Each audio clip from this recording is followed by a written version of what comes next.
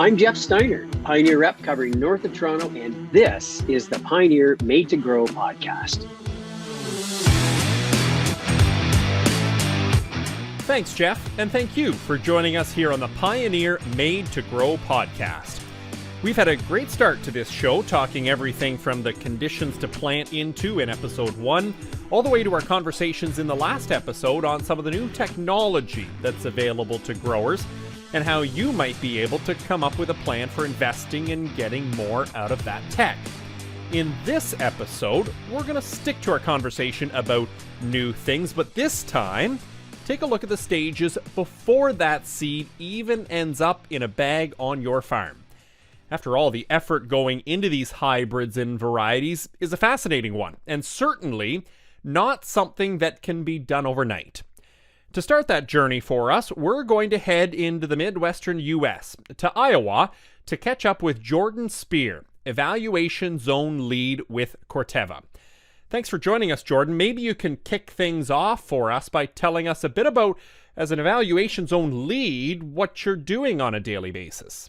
So what it means, my background is, and my education is all in plant breeding, plant genetics. And so, I have a responsibility to, work with a team of researchers to develop novel genetic solutions that we can, provide farmers that they can use in their operations. And so currently I work with a group of scientists across the northern US as well as Canada. And we're focusing on developing new soybean varieties that customers can get excited about and utilize in their operations to help them be more successful, and not only products but also traits and things like that come with it. Now, you mentioned that soybean pipeline, and I think that's one thing that we talk about, when companies are always talking about, developing new varieties, developing new products. We hear that a lot, but, I know for me as a farmer, I've heard some of the steps, but I'd love to learn a little bit more in terms of what does that process look like for you from kind of the very first step of whatever that number variety is, all the way to the fact where a sales rep's dropping that bag or dropping that tote off to my farm. Yeah, that's a great question, and I get some opportunities to talk with some young kids even about why get excited about science, or what goes on in your job, and they. One of the first things I tell them is, it takes us 7-8 years to develop a new variety. And that's in soybeans. If you worked in another crop, it might be 15 years. And so it's a long process. And honestly, it begins with interactions with our farmer customers. It starts with feedback from all of those folks in the field and their operations to hear what do they need? What do they need to improve their operation? And then it's a series of processes that goes on over those years. And it starts with, you need to, it's kind of like your children. You need to develop, you need to produce through crossing of known varieties. Let's say you cross 2 known varieties together, and you're going to get a series of offspring that are all different from one another. And your goal as a plant breeder is to find that one that is superior to everything else.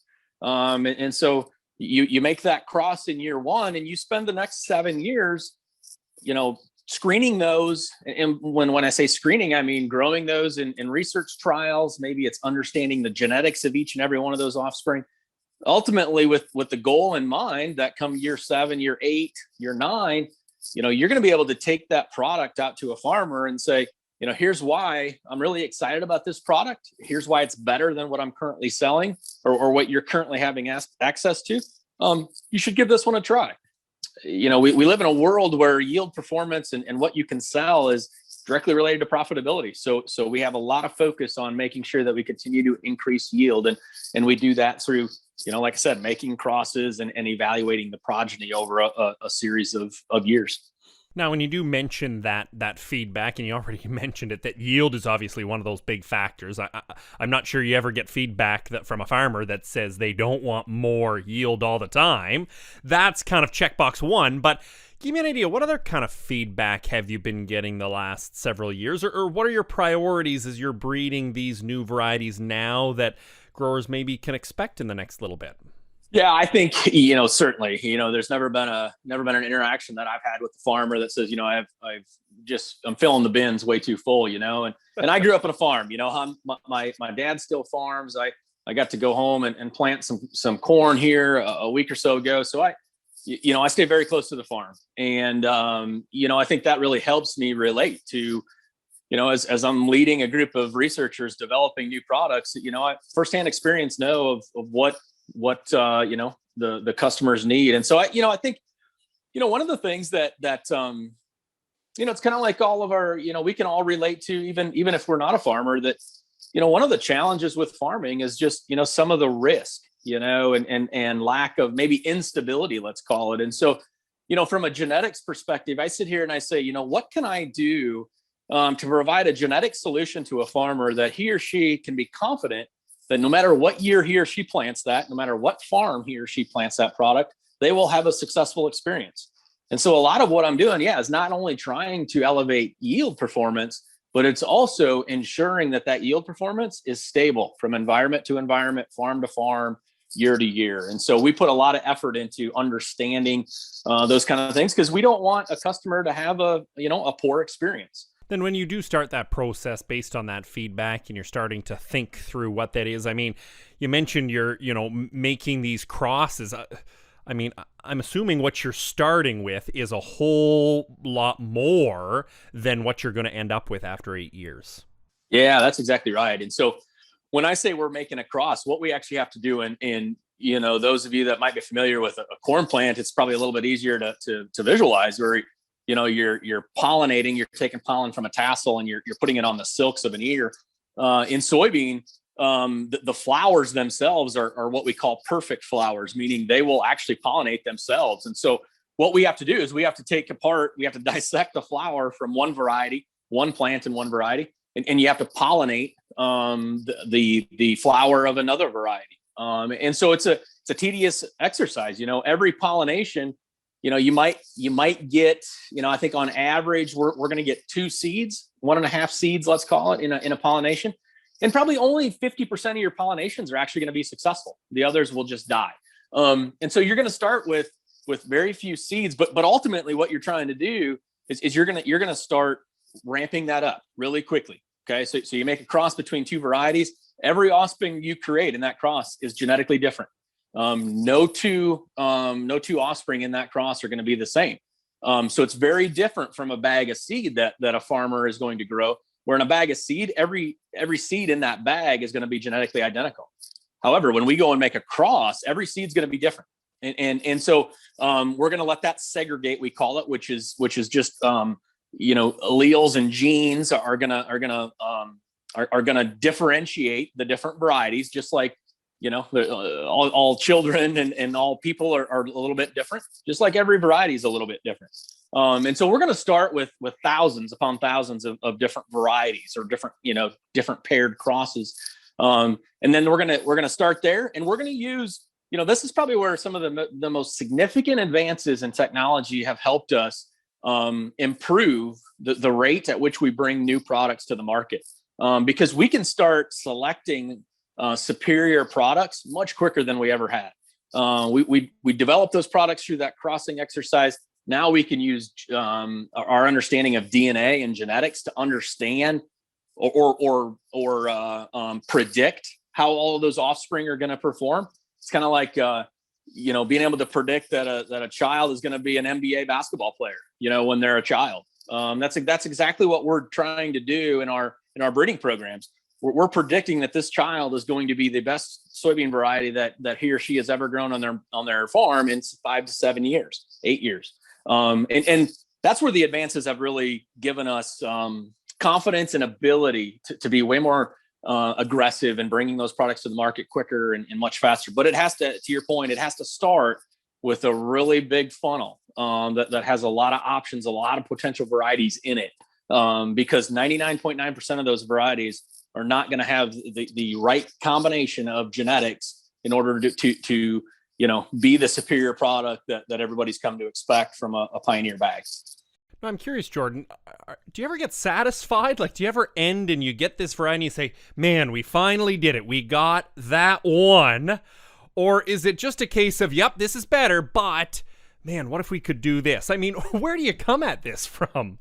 That's a great point. And no, you never do get fully satisfied. You never just, you're like, okay, it's done. I've done it. I'm moving on. Which I guess is a good thing, right? I mean, we're always motivated for better. And plant breeders, just in general, we can be very skeptical people. One of the things that one of the experiences, I always, I'm going out there and I'm visually taking ratings on all my products, and I have a really hard time. We score everything, say 1 to 10 on a rating scale, 10 being the best, 1 being the worst. I always have a really hard time giving any 10s because I always know there's something that could be better, And, so you always have that mindset. You never really get fully content, with where you're at. But I think, that drive is what, what fuels progress, just like, none of our customers ever get content with where they're at for yields or things like that.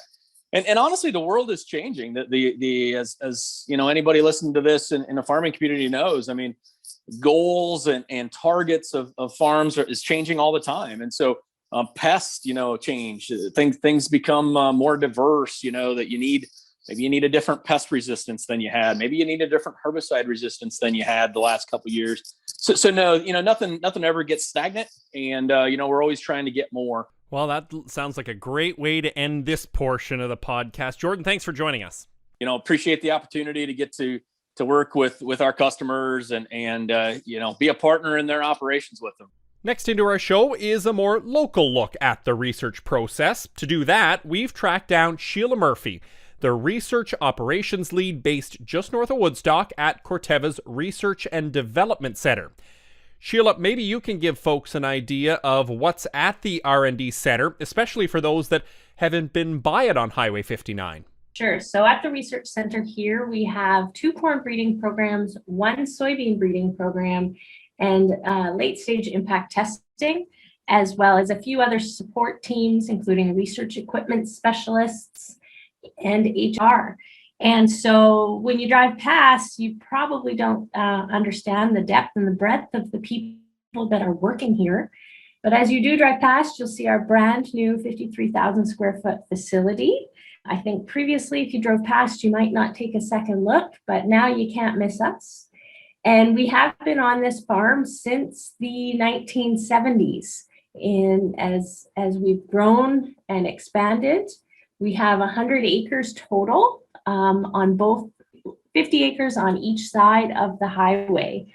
And on the farm here, we do seed production with corn and soybeans for our breeding programs, as well as that provides an opportunity for the breeders to evaluate and observe any of their very early stage material in the breeding process. That expansion you mentioned, it absolutely is an obvious one. What was the reason behind that investment? We needed the expansion because we needed some more space, because we did expand our footprint as we merged in 2017 as Heritage Pioneer and Heritage Dow AgroSciences came together to be Corteva. So that meant a bigger team, more people, more equipment.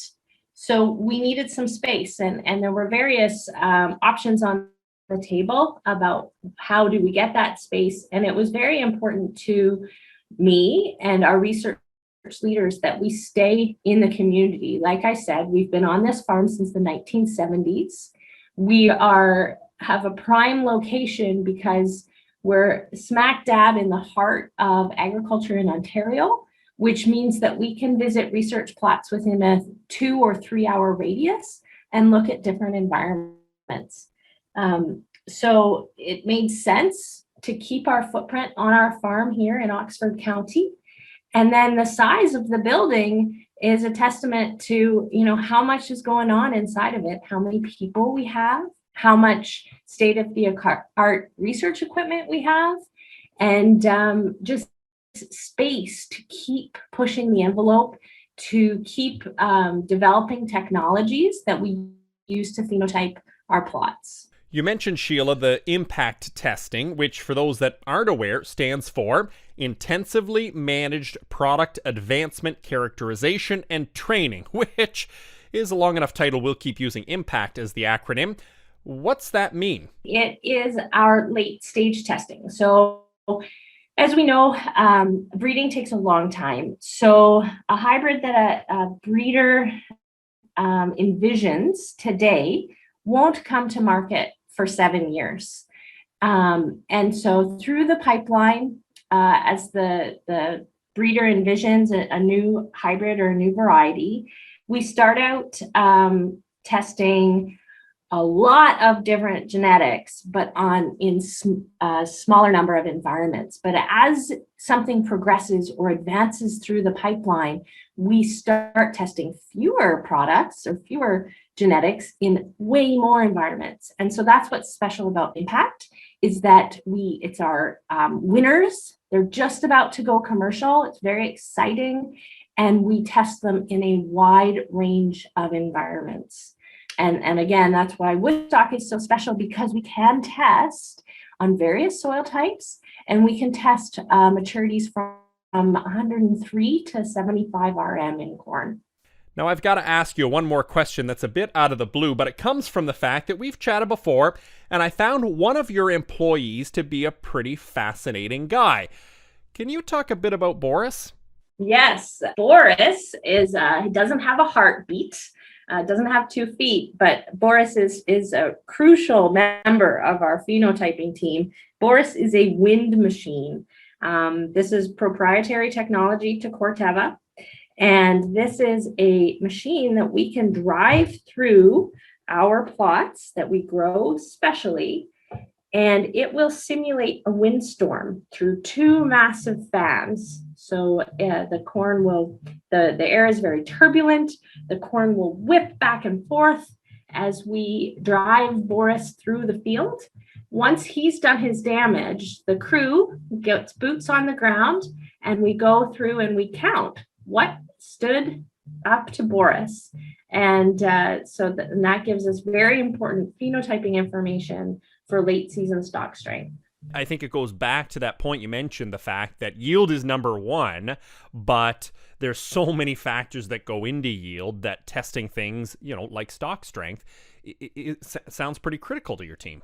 Very much so, because, and that's something that is very specific to Ontario. We know that as we make things yield more, they can sometimes come at a cost to the plant. It will take away from its stock strength to fill that ear. And so we are trying to get a good balance of both high yield, strong stalks, low incidence jib, and then of course in soybeans, low incidence of white mold. Sheila, it's exciting to hear about the growth and investment in Ontario and Woodstock. Thanks for walking us through your work. Excellent. Great to chat today. Our last guest in our show about the stages of research and development and all the efforts to get those products to you, the grower, is a voice that is no stranger to Ontario agriculture. Dave Harwood is Technical Services Manager for Corteva, covering Eastern Canada. Dave, thanks for taking some time today. I know you've slipped into a conference room and out of the plots for this. Maybe you can connect the research team that we've been talking about and the agronomy team for us. How does that pipeline connect from research to the in-field agronomy?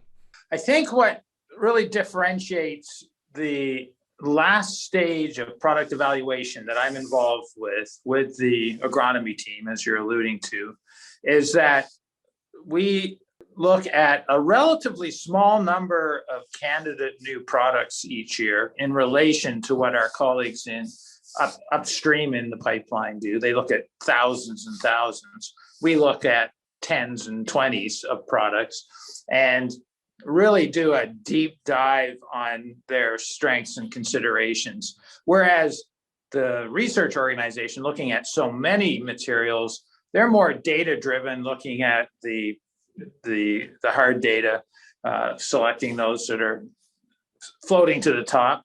Whereas we're kicking the tires, examining these products in the area where they'll be used if they advance, and really pressure testing them. Do they have enough jib ear rot tolerance? Do they have enough northern leaf blight tolerance? Are their stalks good enough? Or does their grain have the quality we need in Eastern Canada? All of those things can sort of make their way to fairly late stages in product evaluation, products with characteristics for those traits that maybe are less than ideal. And so we're really that final filter to say, you know, these are the ones that have what it takes to be successful in our market. Well, and we were talking to Sheila about this too, the benefits of having the local testing. Maybe you can explain from the grower perspective, what's the benefit of having that testing so local, not just in plots in various parts of the countryside, but that large R&D center in southwestern Ontario too? Yeah, well, I think, you know, some seed businesses operate on the model of sort of parachuting products into the region and evaluating them and identifying those that they would like to commercialize. So those are products that have been conceived and developed somewhere else. And then they say, you know, they may work in Ontario, so we'll send it over there, do some testing.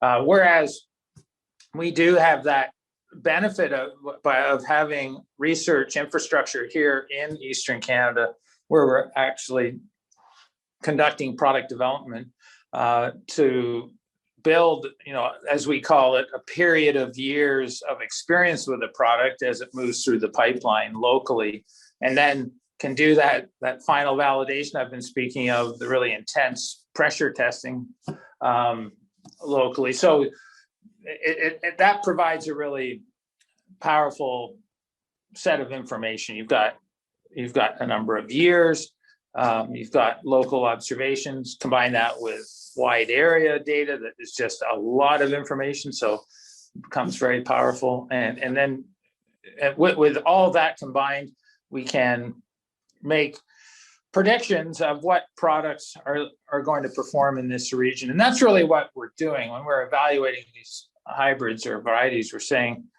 in the future, how are they going to perform? That's what we're trying to accomplish. And the best prediction is really by combining that local and wide area information that I was speaking of.